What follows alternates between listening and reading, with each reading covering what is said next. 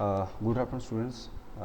Basically आपण first यूनिटमध्ये बराचसा part cover केला आहे. बेसिक्स कवर्स केलेस, काही लॉज घेतलेस, नंतर आपण काही कन्सेप्ट पण घेतले. तर हे सगळं होत असताना थोडंसं बऱ्याच काही गोष्टी आपण आपले जे व्हिडिओज आहेत ते अपलोड करायचे होते, पण मला काय जमलं नाही. तर हा एक व्हिडिओ मी अपलोड करतो आहे स्टेडी स्टेट एनर्जी इक्वेशनवरचा.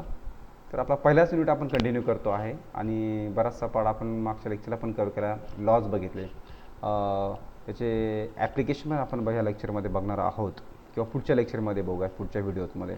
नंतर COP वरचे प्रॉब्लेम पण आपण कवर करणार आहोत. ओके, तर पहिलाच युनिट चालू आहे आपला फंडामेंटल्स ऑफ थर्मोडायनॅमिक्स.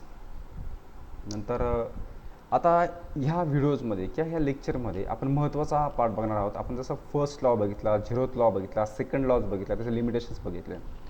परंतु याच्यामध्ये आपण application of first law to the steady flow equation किंवा स्टेडी फ्लो प्रोसेस हे महत्त्वाचं आहे. तर आजच्या लेक्चरमध्ये आपण स्टेडी फ्लो प्रोसेसचं डेरिव्हेशन बघणार आहे, स्टेडी फ्लो एनर्जी इक्वेशन बघणार आहोत आणि त्याचे जे ॲप्लिकेशन आहेत ते आपण पुढच्या व्हिडिओमध्ये कव्हर करणार आहोत. तर त्याच्या आधीमध्ये काही थोडे बेसिक्स बघूयात. क्लासिफिकेशन ऑफ थर्मोडायनिक प्रोसेसेस कोणत्या प्रोसेसमध्ये आहेत. आता प्रोसेस म्हणजे काय हे आपण बघितलेलं आहे ॲक्च्युली.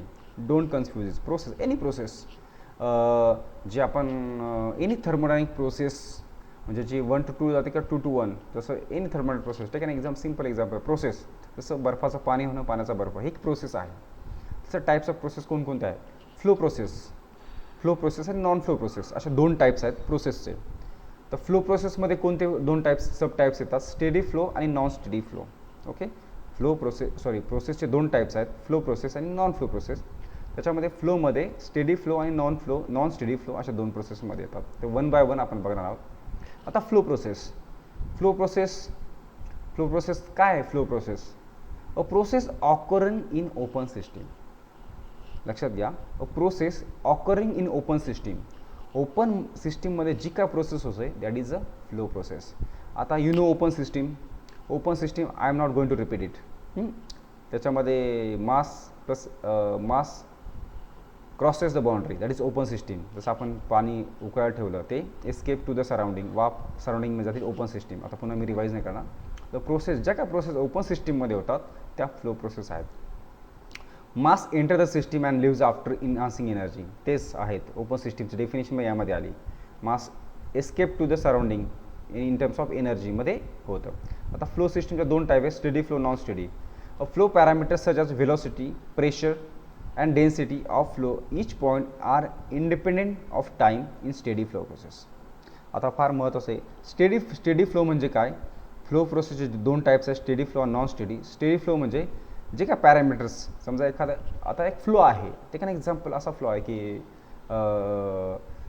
आपण जे हेच घेतला ओपन सिस्टीमचं फ्लो प्रोसेसचं एक उदाहरण घ्या की जे काय पाणी बॉईल होतं, boiling of water.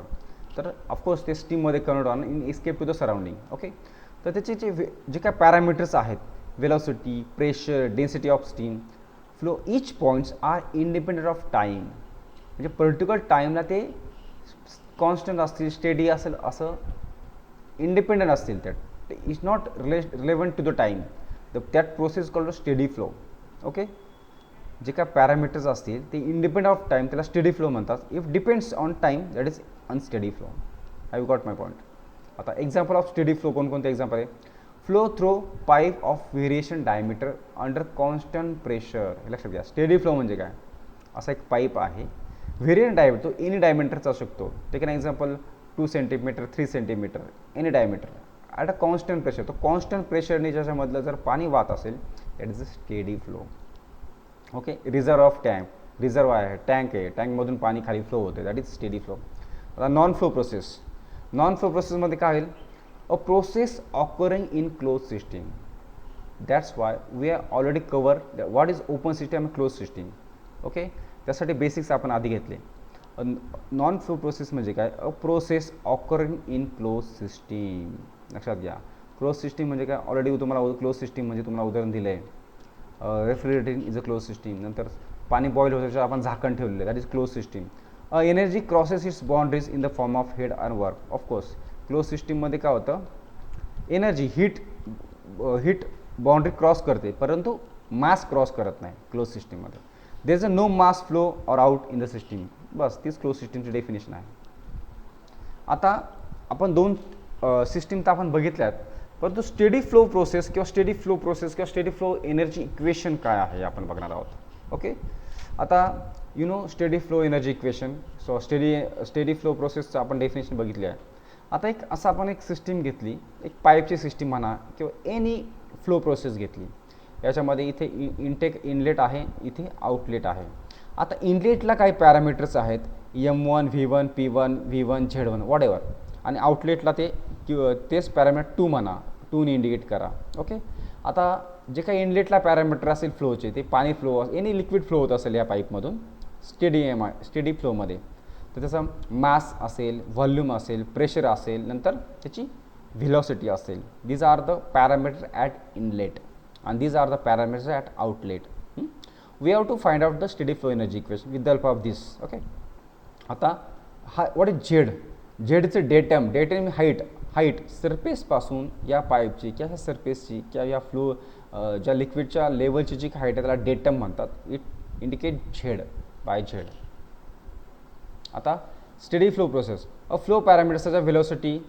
Already we have covered this definition. Flow parameters such as velocity, pressure and density of flow for each point are independent of time in steady flow. Okay, independent of time parameter जे काय ते independent of time असतात. आता mass flow rate for M, heat transfer, work transfer, steady of substance at any point, chemical composition is constant throughout the process. हे लक्षात घ्या. Steady flow म्हणजे काय, स्टेडी फ्लोची डेफिनेशन इथे तुम्हाला समजली, इंडिपेंडंट ऑफ टाईम जे काय पॅरामीटर्स असतील. परंतु एक्झॅक्टली स्टेडी फ्लोमध्ये होतं काय, steady flow what is mean by steady flow. तर मास फ्लो रेट हा कॉन्स्टंट असतो, कॉन्स्टंट फ्लोनी मास फ्लो रेट होत असतं. हीट ट्रान्सफर कॉन्स्टंट असतं, वर्क ट्रान्सफर कॉन्स्टंट असतं. समजा टेक एन एक्झाम्पल, एखाद्या नळामधून 1 लिटर पर सेकंद पाणी पडत असेल, तर ते कॉन्स्टंट 1 लिटर पर सेकंदच पडणार. That is mass flow rate झाला त्याचा. तो एका सेकंदामध्ये 1 लिटर पाणी त्या नळातून पडतं, त्या पाईपमधनं पडतं आहे, means mass flow rate constant आहे. ओके, जसं state of system at any point, प्रत्येक पॉईंटला जो सिस्टम कॉन्स्टंट असेल, केमिकल कंपोजिशन कॉन्स्टंट असतील. ओके, हे जे पॅरामीटर ज्या फ्लोमध्ये कॉन्स्टंट असतात त्याला स्टेडी फ्लो असं म्हणतात. Okay, it's constant. हे जे काही parameter is constant through out the process, पूर्ण प्रोसेसमध्ये ते constant. That's why the process called as steady flow process.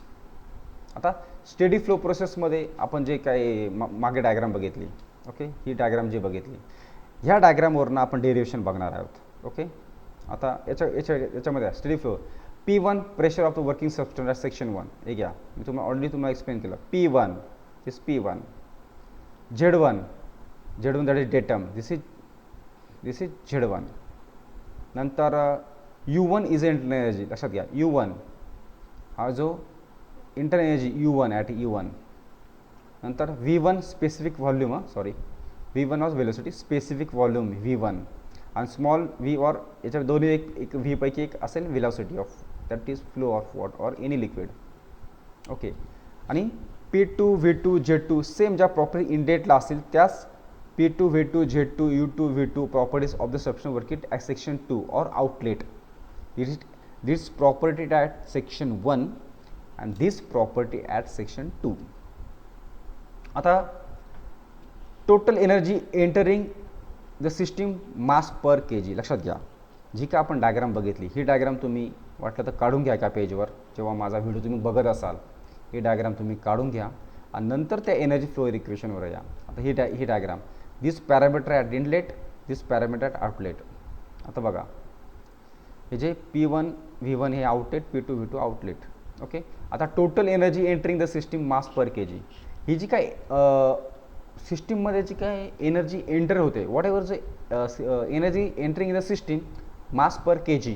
Okay, so that is E1. मग त्याच्यामध्ये कोणकोणते पॅरामीटर एंटर होत आहे तुमच्या सिस्टीममध्ये एंट्रन्सला, energy entering the system mass per kg, that is E1. कोणकोणते? Internal energy, flow energy, kinetic energy, potential energy आणि heat supplied. These are the energies at the inlet entering into the system. Okay, म्हणजेच ही diagram बघितली, ह्या इथे ज्या काय heat energies असतील त्या इथे एंटरिंगला असतील त्या आपण बघतो आहोत.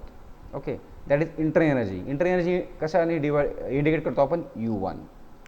फ्लो एनर्जी P1V1 म्हणजे pressure into volume, that is flow energy म्हणतो आपण त्याला. तर kinetic energy, the definition of kinetic energy half into mv². आता इथं मास पर केजी घेतले म्हणजे M1 घेतला, that's why M will not be in to the picture.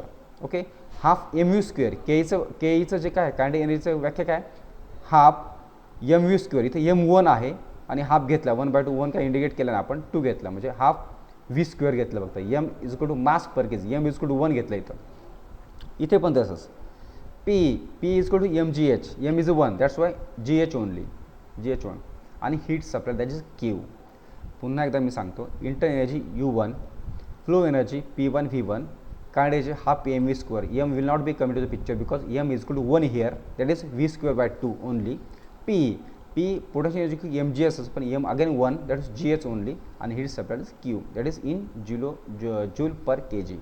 Okay, that is E1, total energy entering in the system.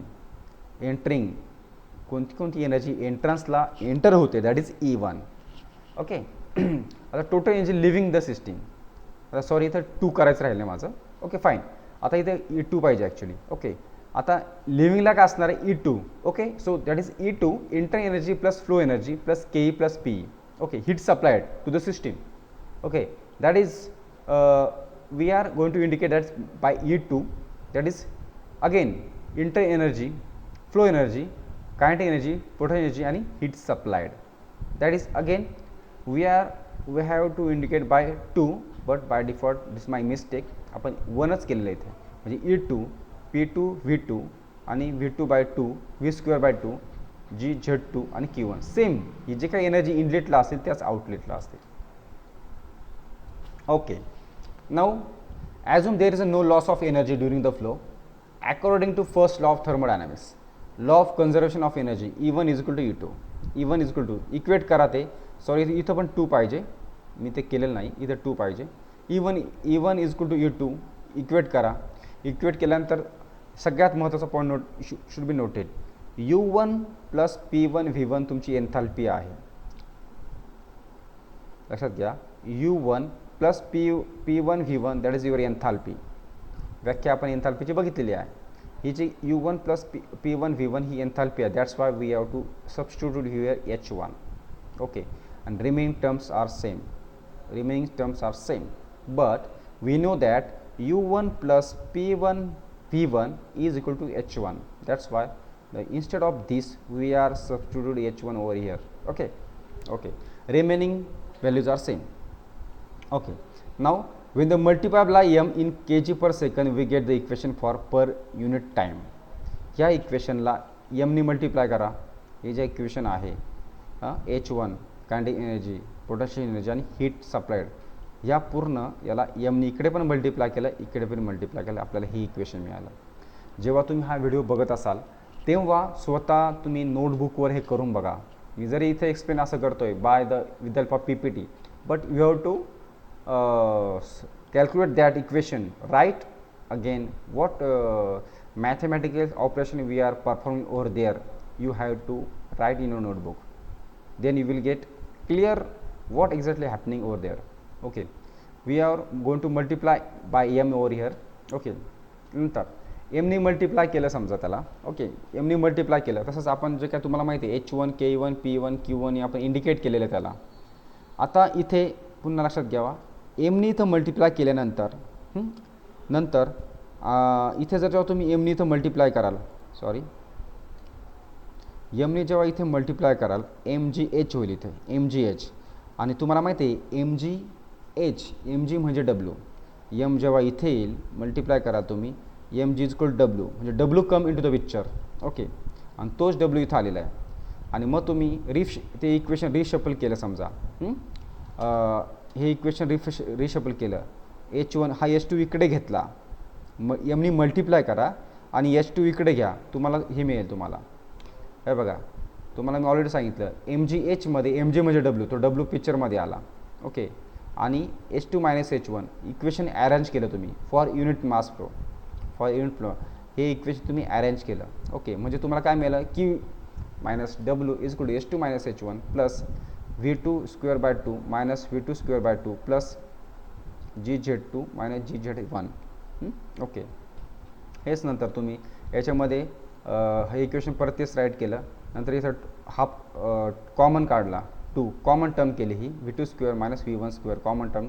नंतर G इथे ह्याच्यानं G common काढला Z2 minus Z1. Okay, तर you will get this.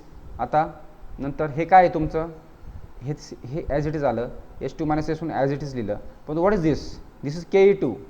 V2 हे जे आहे काय आहे V2²/2, हे काय Ke2. V1²/2 this is Ke1. हे काय जी जर इथं मल्टिप्लाय GZ2 हे काय P, GZ1 हे P, पुन्हा त्याच्यात इंडिकेट केलं आपण त्यांनी. Okay, that is steady flow process energy equation. Okay, what you will get this equation H1 plus V2/2 plus GZ1 plus Q. हे तुम्हाला स्टेडी स्टेट इक्वेशन मिळालेलं आहे. ओके, याची इथे V2² पाहिजे. ओके, इथं V²/2. ओके, हे जे तुम्हाला मिळालं स्टेडी फ्लो एनर्जी इक्वेशन मिळालं. ओके, एक लक्षात घ्या, तुम्हाला हे डेरिव्हेशन एक्झाममध्ये विचारलं जाणार नाही, परंतु स्टेडी फ्लो एनर्जी इक्वेशन तुम्हाला ॲज इट इज तुम्हाला 1-2दा वहीवर किंवा नोटबुकमध्ये हे तुम्ही लिहून काढा. जे काय स्टेडी फ्लो एनर्जी इक्वेशन तुम्हाला मिळेल, यू हॅव टू रिमेंबर, ते तुम्हाला लक्षात ठेवायचं आहे. कारण याचे ॲप्लिकेशन तुम्हाला एक्झामला विचारले जातात. हे steady flow energy as it is तुम्हाला पाठ करायचं आहे, आणि ऑन धिस बेसिस तुम्हाला याचे ॲप्लिकेशन 4 मार्कला विचारले जातात थेरी पेपरमध्ये. ओके, अगेन तुम्हाला माहिती आहे, तेच आपण पुन्हा स्टेट केले. H1 plus this is candy energy, this is potential energy, this is he Q. You have to rewrite again. All the terms in the equation represent the energy flow per unit mass of the working substance in joule per kg. I hope so you understand this energy equation. आपण थोडं पुन्हा fast थोडं recall करूया आजच्या लेक्चरचं. आजच्या लेक्चरला आपण पहिलंच unit चालू आहे, application of first law equation बघितला, प्रोसेस बघितला, flow and non flow process बघितल्या, नंतर त्याच्यात डेफिनेशन बघितल्या. तुम्हाला सांगितलं फ्लो प्रोसेसमध्ये all the open system flow प्रोसेसमध्ये येतात, नॉन फ्लोमध्ये ऑल क्लोज सिस्टम्स येतात. स्टेडी फ्लोचं तुम्हाला इक्वेशन आज मी एक्सप्लेन केलं with the this diagram. Derivation बघितलं, this all parameters at inlet, all parameters at outlet. Okay, नंतर P1 V1 जे का पॅरामीटर आहे, velocity, that term, inter energy, heat supplied. नंतर तुमचं इंटर एनर्जी हे इक्वेशन लिहून घेतलं, जे काय त्याचं इंटर एनर्जी, फ्लो एनर्जी, त्याच्या पुन्हा ॲडिशन ॲट इनलेट आणि ॲडिशन ॲट आउटलेट, ते इक्वेट केल्यानंतर तुमचं ते एमनी मल्टिप्लाय केलं. एमनी मल्टिप्लाय केल्यानंतर तुम्हाला माहिती आहे MgHमध्ये इथे एमनी जेव्हा इथे एम मल्टिप्लाय करतो, MG म्हणजे W, त्यामुळं हा W पिक्चरमध्ये आला. रिशफल केलं, H2 - H1, H इकडे घेतला राईटला, त्याशिवाय Q1 आणि W याचं मायनस सबट्रॅक्शनमध्ये हे इक्वेशन तुम्हाला मिळेल. ते मिळाल्यानंतर तुम्हाला पुन्हा तेच V2² म्हणजे तुमचं Ke होतं, आणि you will get the steady state equation. Steady state equation तुम्हाला मिळालं. हे तुम्हाला एक्झामला विचारलं जात नाही, परंतु हे एनर्जी इक्वेशन तुमचे ॲप्लिकेशन तुम्हाला विचारले जातात. त्या ॲप्लिकेशन मी व्हिडिओ बनवेल किंवा असं आपण ॲक्च्युअली लेक्चर घेऊ. So thank you very much. Okay, जर तुमचं काय डाऊट असतील आपण बघूयात, आणि सगळ्यात महत्त्वाचं म्हणजे स्टेडी फ्लो एनर्जी इक्वेशन आपण बघूयाचं लेक्चर पण घेऊयात. पण तुम्ही लेक्चर घेण्यापुरती हा व्हिडिओ केअरफुली बघा. तसंच यावर तुम्हाला जे काय स्टेडी फ्लो एनर्जी इक्वेशन तुम्हाला मी शिकवलं ते एकदा नोटबुकमध्ये लिहा. तुमच्या ज्या काय टर्म्स आहेत त्या रिशफल करून बघा, लेफ्ट राईट बघा, मल्टिप्लिकेशन करून बघा, ते जे इक्वेशन कॅल्क्युलेट करून बघा, आणि फायनल इक्वेशन तुम्हाला मिळतं आहे का ते एकदा कॅल्क्युलेट करून बघा. Thank you very much.